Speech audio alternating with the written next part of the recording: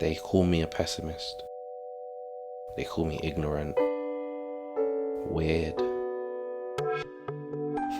among other things I'm sure, but that's today's description of me, from what I can make out anyway.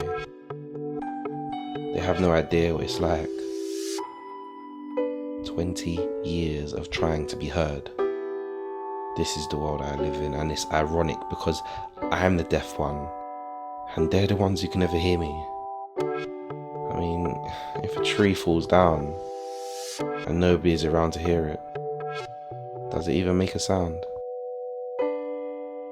Well, I guess the answer is subjective. I guess it depends on how far away the people are. I guess it depends on who the people are. You see, inside I'm screaming on my way to rock bottom. You know I'm there, but you never really hear me. Somehow I fade into the background. My voice becomes degraded to just ambience in a room. Some kids dream to be invisible, but when it's forced upon you, a superpower is far, far from what it feels like. They have no idea how cruel and dark the silence can be. They have no idea.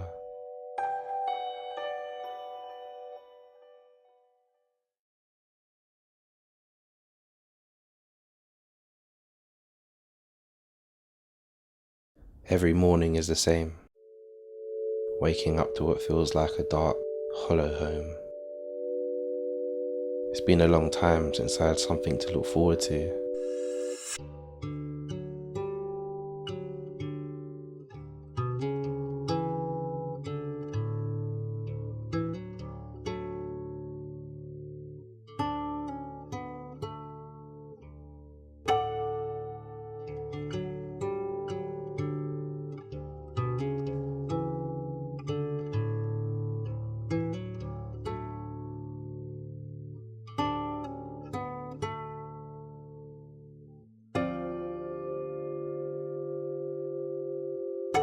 As far as I'm concerned, Lewis and I are the only two people occupying my world.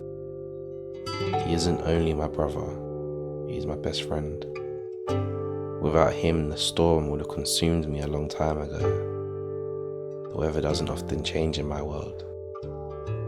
The darkness makes it easier for me to hide. Coming out of my shell was never really a quote I was fond of. I guess I'm just comfortable being uncomfortable. I've never really celebrated my birthday before, and I certainly haven't had this much anxiety before. I've never had to dress up to anything. I've never been invited anywhere.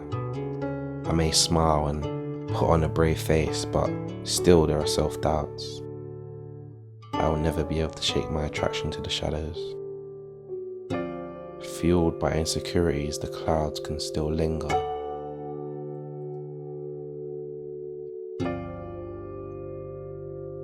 New people, new faces, handshakes and forced smiles.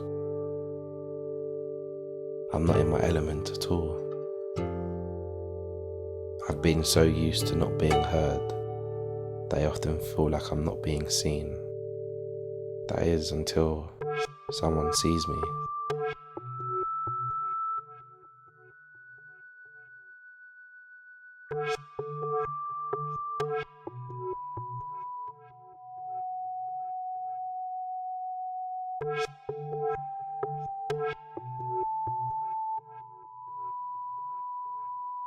I think I've just got used to standing away from everyone and watching from afar. Starting new friendships scares me. Having to build trust and have memories worth remembering. I just can't be bothered. But nothing is as awkward and frightening as the silence from someone finding out I am deaf.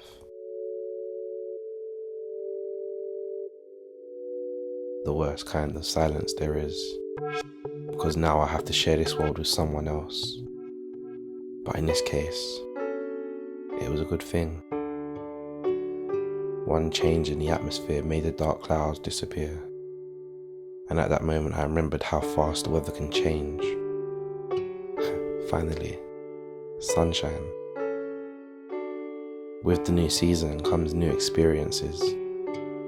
The light has never been so bright. The butterflies have never been so obvious. A smile has never lasted so long. Who knew the sunshine could be so persuasive?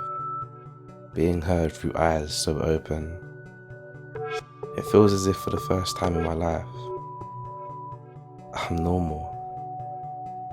But my tongue trembles with my thoughts wanting to be exercised because I'm scared you'll never truly know how happy you make me. I latch onto your infectious smile and we can probably do this forever, but I want to know how long you can make forever last. You do this thing where you can be so seductive it makes me nervous.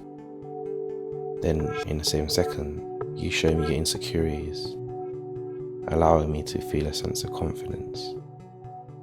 My sunshine empowers me.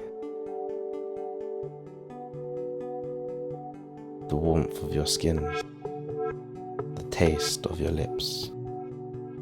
It's a mixture bound for chaos. They say when you lose a sense, your others can be really acute to detail. So forgive me if I touch for too long. Forgive me if I stare for too long.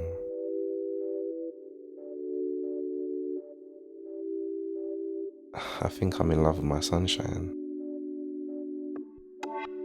To think that I was someone who liked to camouflage into the dark corner, someone so scared of being social, to the person I have been sculpted into now. I used to wear a smile for the sole purpose of distracting the untrained eye, a poetic way of hiding my life, but now it comes so natural. You'll hardly ever see me not smiling. It's funny how people can change in a few years. Looking back, I should have never let my disability control my life. I was too used to counting myself out before I had even attempted anything. Don't let the doctors tag you with a name that defines your journey. Deaf, blind, you're too special to think you're not worthy of love. The world needs our indifferences, our ideas and our love.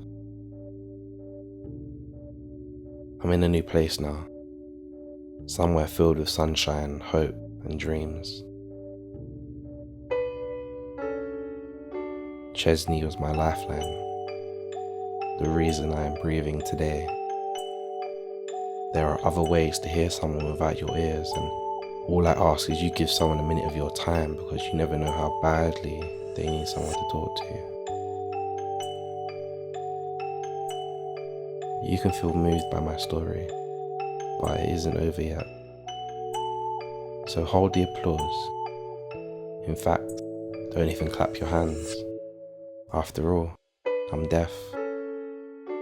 That would be insensitive.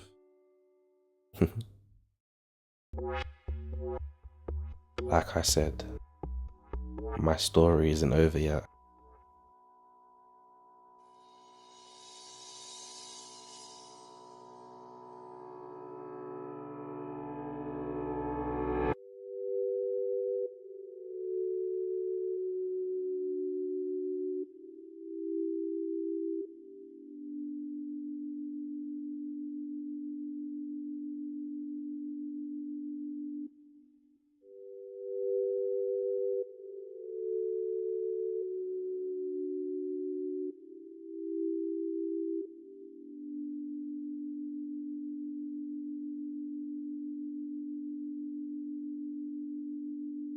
My dark clouds have seemed to have come back.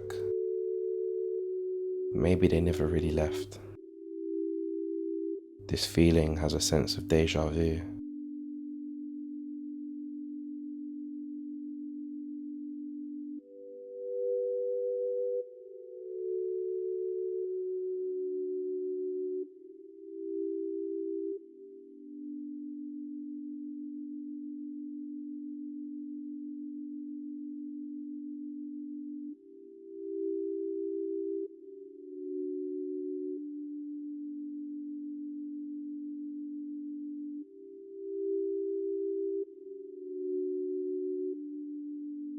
I guess she's right.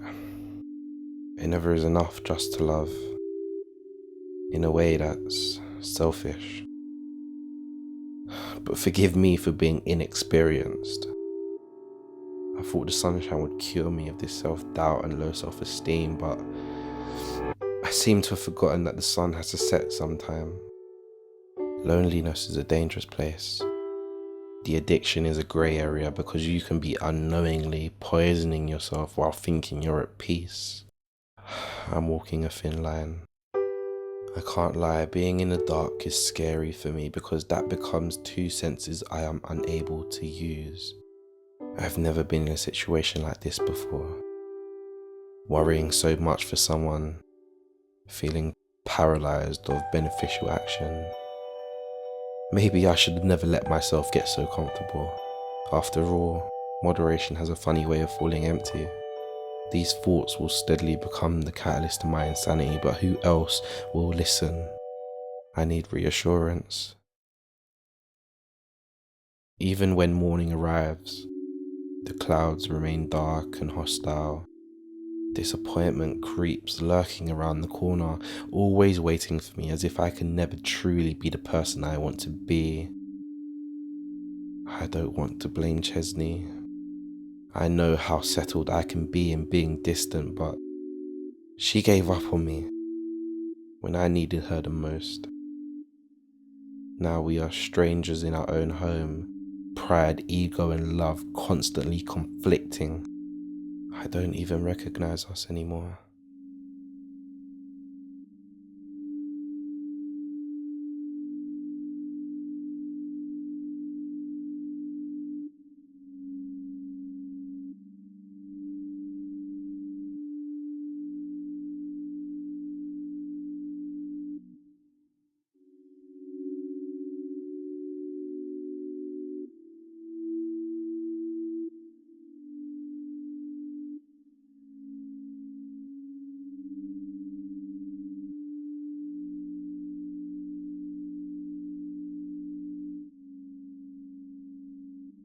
I can't even begin to tell you how much this moment hurt me.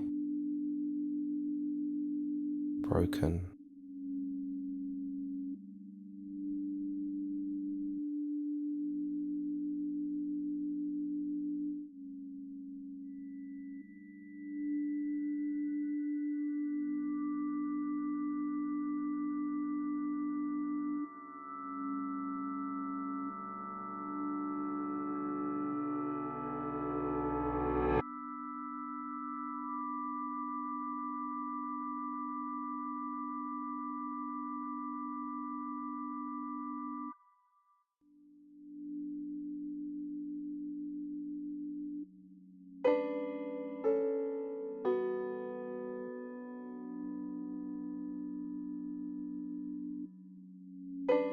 I know what you must think of me.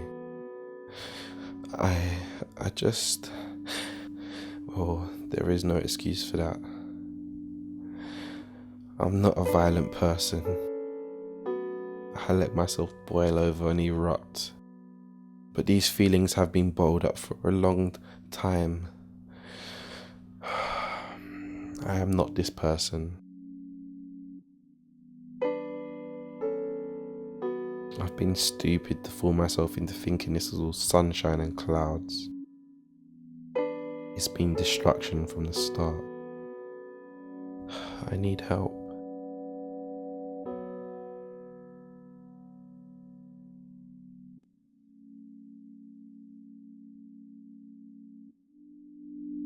This is where my life has ended up.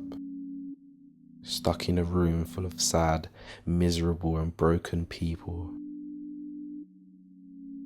But I guess we all have something in common.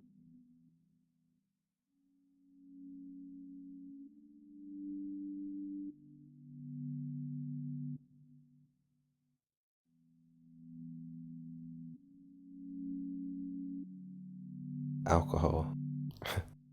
The corruption of my confidence disguised as my anchor. But please don't judge me. Because when we need help, we take it wherever it comes. Mine just happened to come from a temporary bowl. numbing my body glass after glass, day after day, in hopes that the pain would fade. But that never is the right medicine.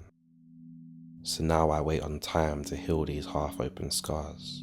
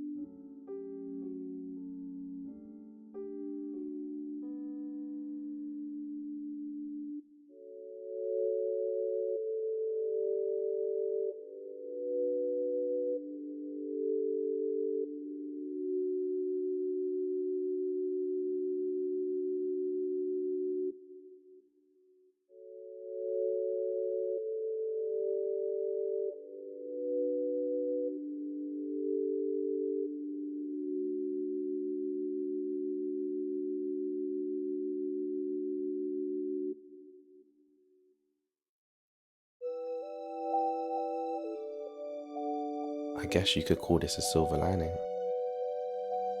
You see, even though I have suffered through the storm, I'm proud to say I'm here today, still standing, still breathing. My story is about identity and love. We live and we learn, we love and let go.